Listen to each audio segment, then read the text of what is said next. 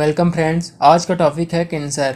Cancer एक प्रकार का असंगठित ऊतक वृद्धि की बीमारी है जो कोशिकाओं के अनियंत्रित विभाजन अर्थात कोशिका के बार बार विभाजन तथा विकास के कारण होता है। वृद्धि जीवों की लाक्षणिक विशेषता है। वृद्धि के लिए कोशिका विभाजन आवश्यक है। कभी कभी कुछ कोशिका सामान्य कोशिका से तेजी से विभाजन करने लगती है, जिसके कारण उस स्थान पर गांठ निर्मित हो जाती है। अगर ये गांठ स्वास्थ्य के लिए हानिकारक हो तो इसे कैंसर कहते हैं। इन गांठों को इंग्लिश में ट्यूमर कहते हैं। तो देखते हैं ट्यूमर कितने प्रकार के होते हैं। अबूर्दम या ट्यूमर दो प्रकार के होते हैं। पहला है सुदम ट्यूमर, दूसरा है दुर्दम ट्यूमर। पहला है सुदम ट्यूमर या बेनिंग ट्यूमर। ये हानिकारक नहीं होते एवं ये स्थानीय होते हैं, अर्थात ये शरीर के दूसरे भागों में अर्थात आसपास की कोशिकाओं में नहीं फैलते। इस कारण इसे नॉन मेटास्टेटिस कहते हैं। स्थान विशेष में अबूर्द ट्यूमर बनाती है जो आकार में धीरे धीरे बढ़ती जाती है, अर्थात इसकी वृद्धि धीमी गति से होती है। दूसरा है दुर्दम ट्यूमर या मैलिग्नेंट ट्यूमर। इसमें विभाजनशील कोशिका शरीर के किसी स्थान विशेष में सीमित न रहकर शरीर के अन्य भागों पर पहुंच जाती है तथा वहां दुर्दम उत्पन्न करती है, अर्थात कोशिका अनियंत्रित विभाजन करती है। इसको मेटास्टेटिस कहते हैं। इसके बाद कैंसर के वायरस। कैंसर उत्पन्न करने वाले वायरस को ऑन्कोजीन वायरस कहते हैं, जो डीएनए व आरएनए दोनों प्रकार के होते हैं। ऑन्कोजीन्स यह भी ऑन्कोजीन्स के समान होते हैं जो पोषक कोशिकाओं में पाई जाती है। जब ये उत्तेजित होती है तो ये पोषक कोशिकाओं को कैंसर कोशिकाओं में बदलने में सक्षम होती है। ऊतक वृद्धि या कोशिका वृद्धि के आधार पर कैंसर के प्रकार। कैंसर मुख्यतः 7 प्रकार के हो सकते हैं, जिसमें पहला है कार्सिनोमास। यह सबसे सामान्य प्रकार का कैंसर होता है।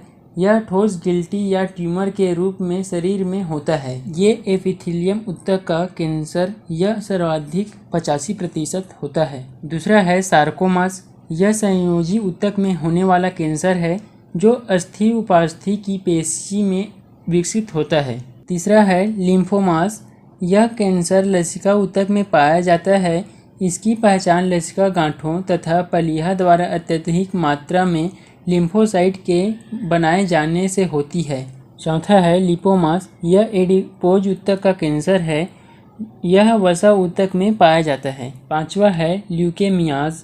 इसे रक्त कैंसर के नाम से जाना जाता है क्योंकि यह रक्त कोशिकाओं में पाया जाता है। रक्त में श्वेत रक्त कण की अत्यधिक उपस्थिति के कारण होता है।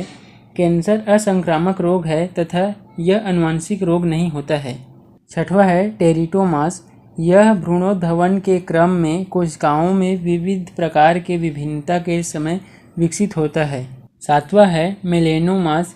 यह वर्णक कोशिकाओं में ट्यूमर के रूप में होता है। कैंसर कोशिकाओं की विशेषता। पहला है ये कोशिकाएं तेजी से व अनियंत्रित होकर विभाजित होती है। दूसरा है इसमें कार्बोहाइड्रेट की खपत ज़्यादा होती है। तीसरा है इन कोशिकाओं के विकास हेतु कम सीरम की आवश्यकता होती है। इनके कोशिका द्रव्य में लैक्टिक अम्ल की मात्रा ज़्यादा पाई जाती है। इन कोशिकाओं में केंद्रक का आकार बड़ा होता है। इसके बाद भारत में पाए जाने वाले कैंसर रोग।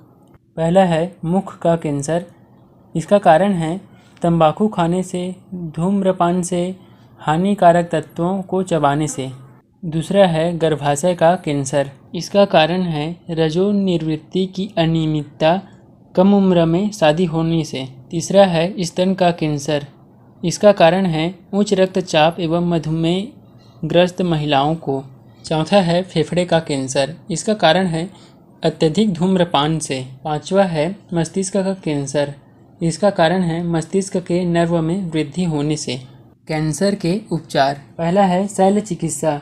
यह कैंसर के इलाज की सबसे आसान प्रक्रिया है।